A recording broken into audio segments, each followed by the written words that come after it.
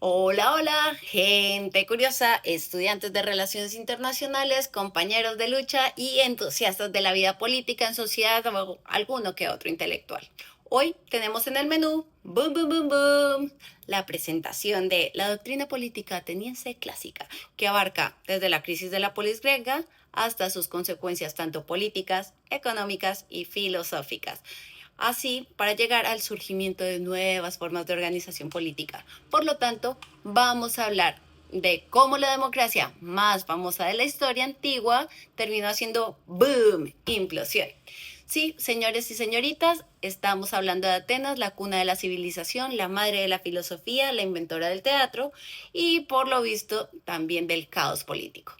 Por cierto, vamos a repasar las diapositivas de la 16 a la 26 de la presentación de clase, pero no se lo digan a nadie, donde la polis griega empieza a desmoronarse más rápido que una conexión de Wi-Fi en plena clase online.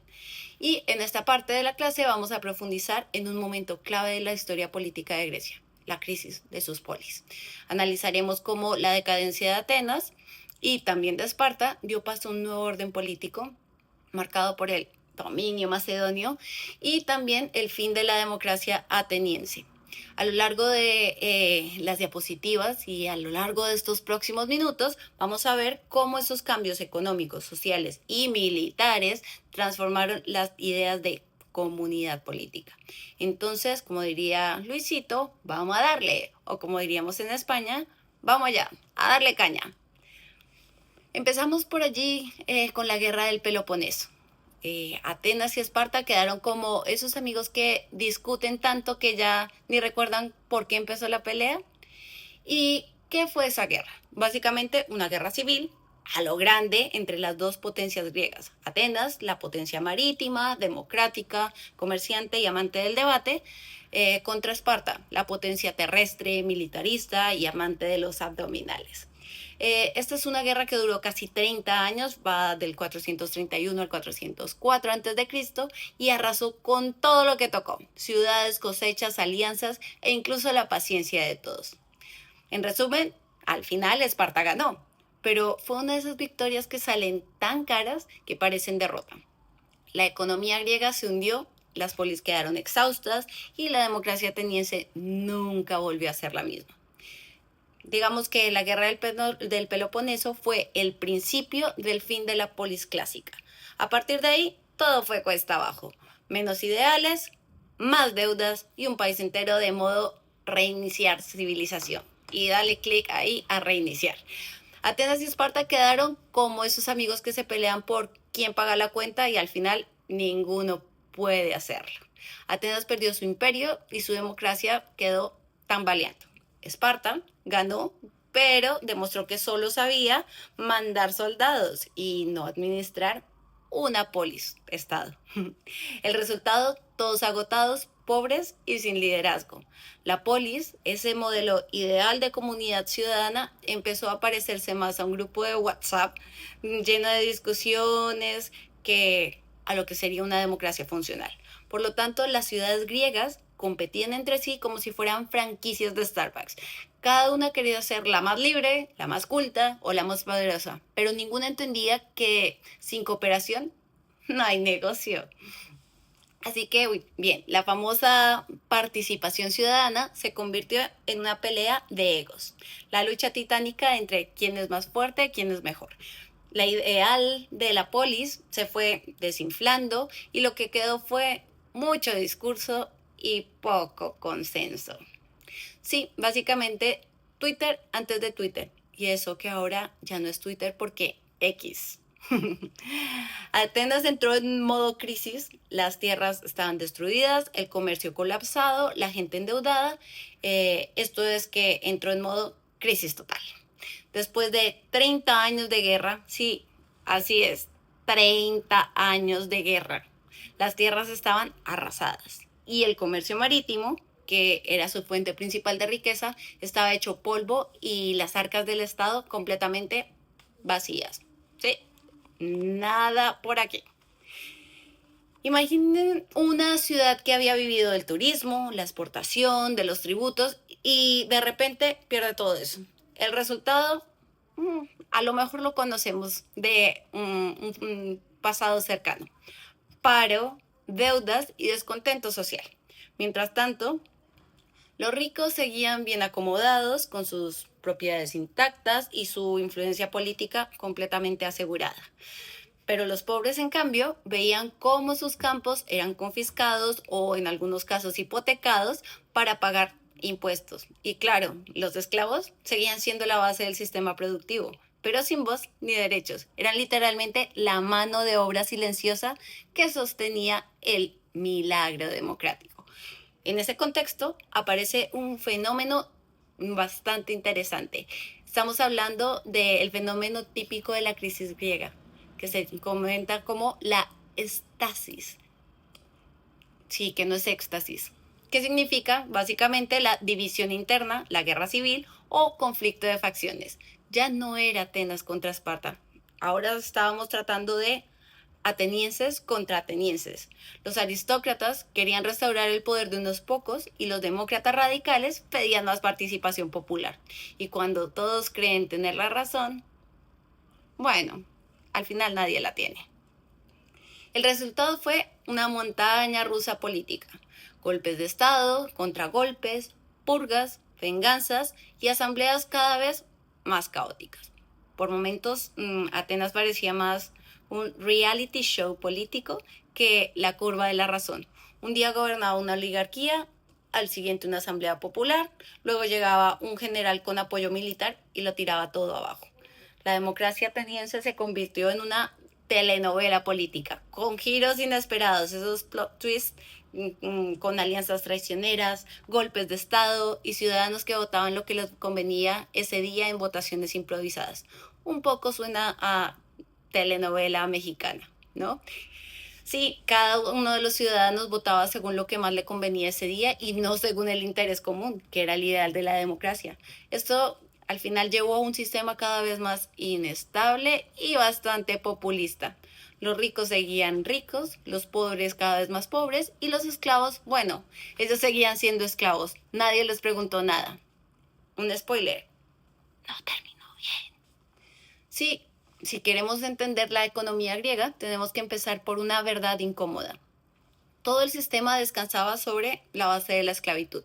En Atenas se calcula que había alrededor de unos 80.000 esclavos, una cifra gigante si consideramos que la población total rondaba los 300.000 habitantes, es decir, uno de cada 4 habitantes era esclavo. ¿Y de dónde salía tanta gente esclavizada? Pues principalmente de la guerra. Cada vez que una ciudad era conquistada, los vencedores se quedaban con el botín. Y el botín incluía dinero, pero también personas. Y aquí los hombres, mujeres y niños pasaban de ser un ciudadano libre a ser una propiedad privada. Es decir, una mercantilización de la vida, ¿no? Las mujeres solían acabar como sirvientas domésticas, los hombres en los talleres o en minas y los niños como aprendices o directamente vendidos en los mercados de esclavos. Pero bueno, la esclavitud no provenía solo de las guerras, ¿no? El propio sistema familiar y económico, del que ya hemos hablado en otras ocasiones, podía generar esos esclavos. Un padre tenía la autoridad absoluta sobre su hogar. Recuerden el pater familias, y eso incluía el derecho a vender a sus hijos si lo consideraba necesario. La madre poco podía hacer, no podía intervenir. Legalmente no tenía ningún poder sobre las decisiones familiares. Por lo tanto, era muy fácil terminar en situación de esclavitud. Otra práctica tristemente común era el abandono de recién nacidos, exposición infantil. Cuando una familia no podía mantener a un bebé, ya fuera por pobreza o por preferir un hijo varón, lo dejaban en los basureros o en lugares públicos. Si el niño sobrevivía, podía ser recogido por cualquiera y criado como esclavo. Era una forma brutal pero aceptada socialmente de regular la pobreza y también cómo se manejaban las herencias, ¿no? Pero un momento, esperemos ahí, todavía hay más. Eh, en este caso también tengo que decir que si hay más, es que algunos ciudadanos libres también terminaban vendiéndose a sí mismos como esclavos. Sí, sí, señores y señoritas, voluntariamente, aunque era más por desesperación que por elección. Bueno, al menos no terminaban en los rieles de un tren, ¿no? La causa principal, la pobreza extrema o deudas impagables. En la práctica, un ciudadano podía hipotecar su libertad para poder sobrevivir. La escala social que tendrían allí era bastante clara, ¿no? Los aristócratas más ricos podían tener entre unos 40 y 50 esclavos que estaban repartidos entre su casa, tierras y negocios.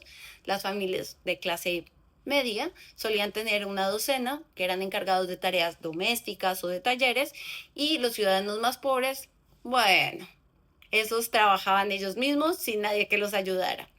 La paradoja de todo esto es que la democracia ateniense, símbolo de libertad y participación, solo existía gracias al trabajo forzado de quienes no tenían voz. Mientras los ciudadanos deliberaban en la asamblea sobre justicia o la igualdad, eran los esclavos quienes estaban haciendo posible su ocio, su economía y su tiempo libre para la política. En esta situación, la polis ya no sabía qué hacer. Esparta, la campeona del músculo y los abdominales, estaba agotada. Su modelo autoritario y militar no podía sostener un imperio. Y por supuesto, haciendo tanto músculo, pues no tenían ya ni para pagar el gimnasio, el abono del gimnasio. O sea que no había tampoco más mochilas del Basic Fit. Y ahí es cuando aparece Tebas, que hasta ese momento había sido como ese compañero de clase tranquilo, ese que nadie nota, hasta que un día saca un 10 en el examen y todos se quedan con la boca abierta. Bien, durante un breve pero muy brillante periodo en el siglo IV antes de Cristo, Tebas tomó el liderazgo de Grecia. Primero derrotó a Esparta en la batalla de Leuctra y luego fue un plot twist total. Era la primera vez que alguien vencía a los temidos hoplitas espartanos en campo abierto. El secreto de su éxito fue el famoso batallón sagrado de Tebas. Era una unidad militar que estaba compuesta por 150 parejas de amantes masculinos, sí, literalmente entrenados y unidos por un vínculo de lealtad personal y emocional que los hacía prácticamente invencibles. Nada como mezclar amor y estrategia militar para derrotar al enemigo. O si no, pregúntele a 300, al director de 300, ¿no? De la película. Bueno, durante unos años, Tebas se convirtió en la nueva influencer política de Grecia. Reformó alianzas, impuso tratados y trató de organizar todo el mapa helénico bajo su hegemonía. Pero el problema era el mismo de siempre. Las polis no sabían trabajar juntas. Tebas no logró consolidar un poder estable y sus aliados se cansaron rápido de su liderazgo. Y justo en ese vacío de poder entra en escena Macedonia, con un señor que se llamaba Filipo II al mando, sí, algunos ni lo conocerán, pero Filipo, que era muy inteligente, observó el caos griego y pensó, hola, veo que tiene un problema de gobernabilidad. Veamos, todos pelean, nadie se organiza, perfecto, yo puedo solucionarlo con mi ejército. Y pataplum, hora de la conquista. Y lo solucionó, claro, el problema lo solucionó en el 338 a.C., con un ejército profesional y una estrategia militar que era impecable. Filipo derrotó a las polis unidas en la batalla de Queronea. Ahí termina la independencia griega. Los griegos inventaron la democracia, la filosofía y el teatro, y los macedonios inventaron el game over. Con la llegada de ese dominio macedonio, entonces la polis se convierte simplemente en un recuerdo nostálgico. Ahora llegan los reinos helenísticos, que eran más grandes, más jerárquicos y con mucha más burocracia, más que un ministerio moderno. Paradójicamente, mientras la política se iba hundiendo, la cultura griega vivía su mejor momento. Es decir, menos libertad, más filosofía. Y aquí aparecen nuestros maravillosos autores del momento, Platón y Aristóteles. Un poco entre un youtuber y un influencer. Y Platón y Aristóteles, viendo el desastre, deciden ponerse un poco teóricos.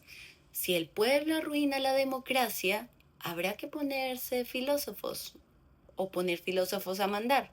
Y Aristóteles, más pragmático, dice, bueno, con que no gobiernen los tontos, me conformo. Básicamente el debate que seguimos teniendo a día de hoy. Platón y Aristóteles al final se ponen a reflexionar sobre por qué todo se vino abajo. Platón culpa a la ignorancia, dice demasiada libertad sin educación lleva al desastre, y Aristóteles propone un equilibrio. Ni tanto poder al pueblo, ni tanto poder al tirano. Ambos intentan salvar lo que queda de ese ideal griego, ¿no? La búsqueda de una vida buena y justa. Pero mientras ellos filosofaban, el mundo cambiaba. El ciudadano dejó de ser protagonista y apareció el súbdito. Total, que la política se volvió cosa de reyes y de filósofos con nostalgia de la polis perdida. Y bueno, con esto empezamos a cerrar, así termina la historia. Atenas pasó de ser el corazón de la democracia a una página melancólica en los libros de historia. La moraleja, que incluso los mejores sistemas pueden destruirse si se olvidan de por qué existen. La polis no cayó solo por guerras o deudas, sino porque perdió el sentido del bien común. Y ojo, esto no es solo historia antigua. Cada vez que dejamos que la política se convierta en espectáculo, Atenas tiembla un poquito en su tumba. Así que la próxima vez que alguien te diga que la democracia griega era perfecta, recuérdale a esa persona que también tuvieron trolls, polarización y crisis económica, solo que ellos lo hicieron con túnicas. Como diría Schwarzenegger, ha llegado el momento de I'll be back y en el futuro muy cercano, porque hablaremos